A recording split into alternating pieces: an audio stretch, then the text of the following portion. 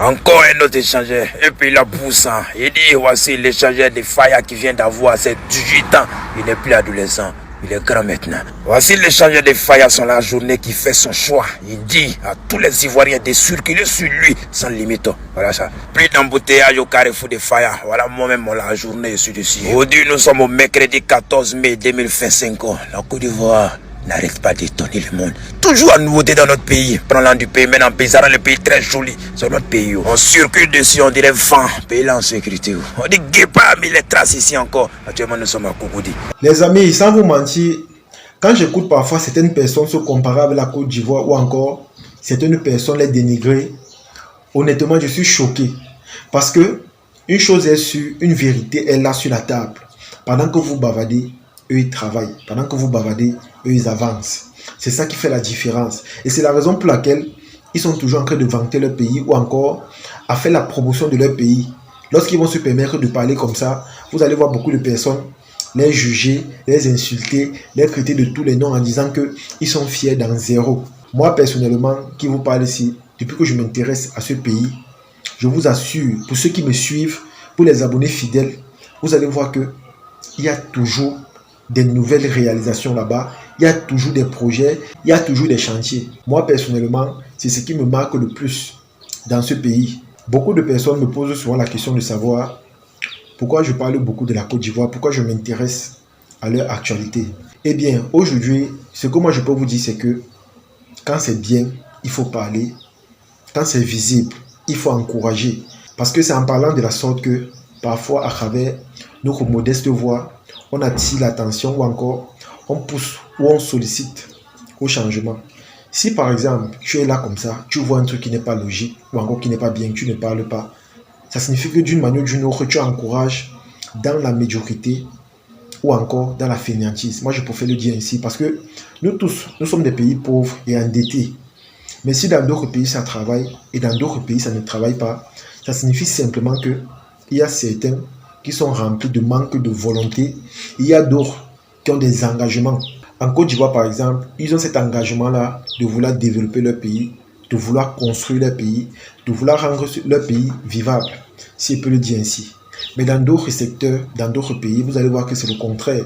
Vu que pour chaque projet, il y a des budgets qui sont émis pour la réalisation de cela. Mais qu'est-ce qu'ils font de ces budgets-là? Généralement, ils préfèrent le dilapider, ils préfèrent détourner, ils préfèrent prendre cela pour l'usage à des fins personnelles. Vous voyez que à travers cette mentalité, cette logique, on ne pourra pas avancer du tout. Imaginez un peu, on vote un budget pour la construction d'une route, non seulement qui va aider la population et qui va faciliter leur niveau de vie.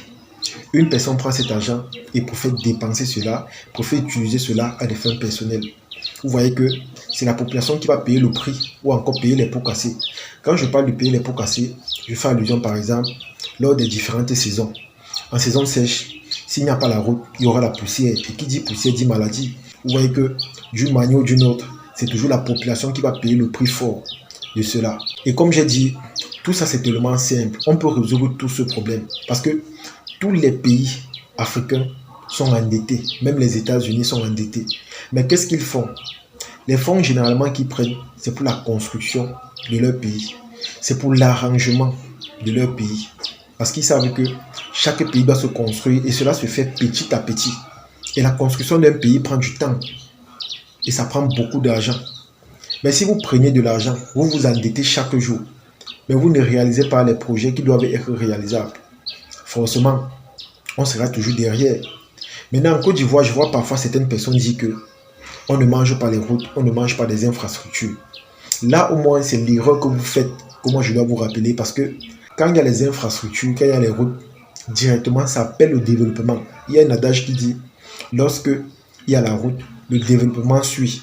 Et c'est tout à fait logique. Vous allez vous rendre compte que même ici au Cameroun, quand on vient d'aménager une route, quand vous demandez le prix du terrain à côté de cette route-là, ou encore la location d'une boutique, les prix sont exorbitants.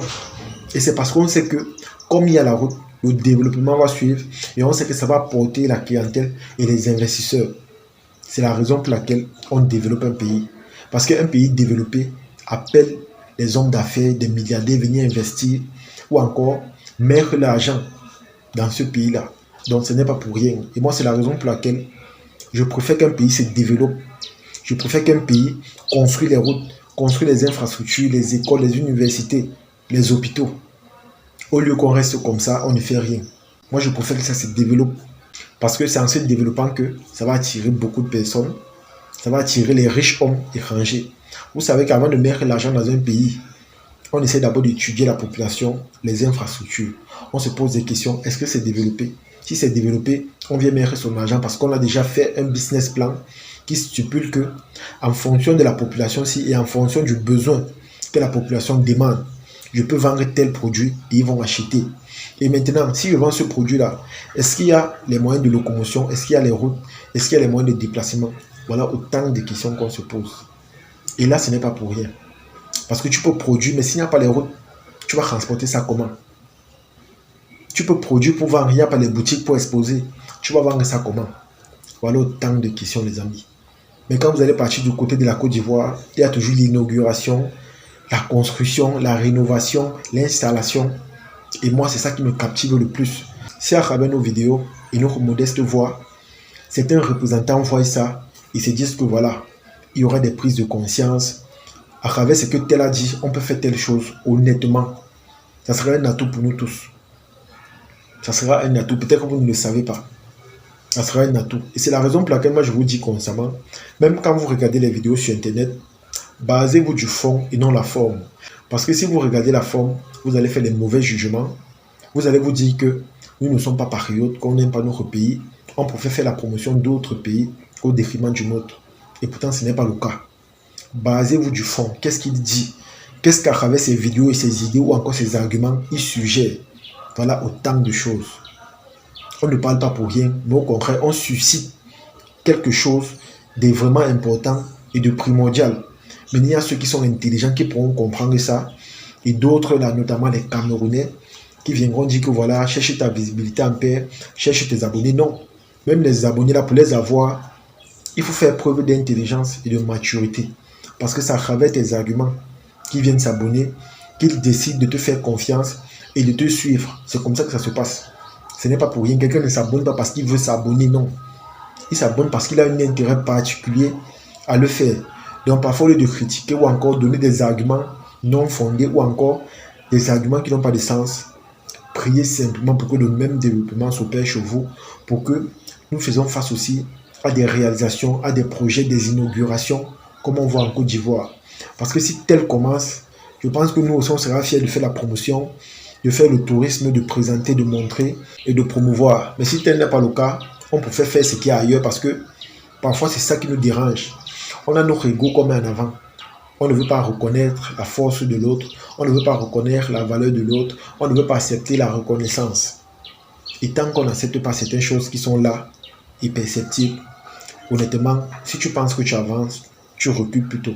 Et là, vraiment, c'est dommage. En tout cas, les amis, c'est ici que se termine la vidéo. J'espère que vous avez aimé. J'espère que vous avez apprécié. Moi, personnellement, je suis très ravi de voir qu'en Côte d'Ivoire, il y a toujours des projets, des chantiers, des réalisations, des inaugurations. Ça, c'est la preuve que ça travaille et que ça se démarque. C'est la preuve que pendant que les autres parlent, pendant qu'on les clash, eux, ils essaient d'avancer, ils essaient de se démarquer, ils essaient de faire des choses concrètes et bien. Et ce qui est bien, c'est que tout ce qu'ils font là, c'est pour le bien-être de leur population et non le bien-être d'un particulier. Vous allez voir que tous les projets réalisables là-bas sont des projets pour améliorer la vie des citoyens. Et là, c'est une bonne chose. En tout cas, partagez cette vidéo au maximum et on se dit à la prochaine. Ciao.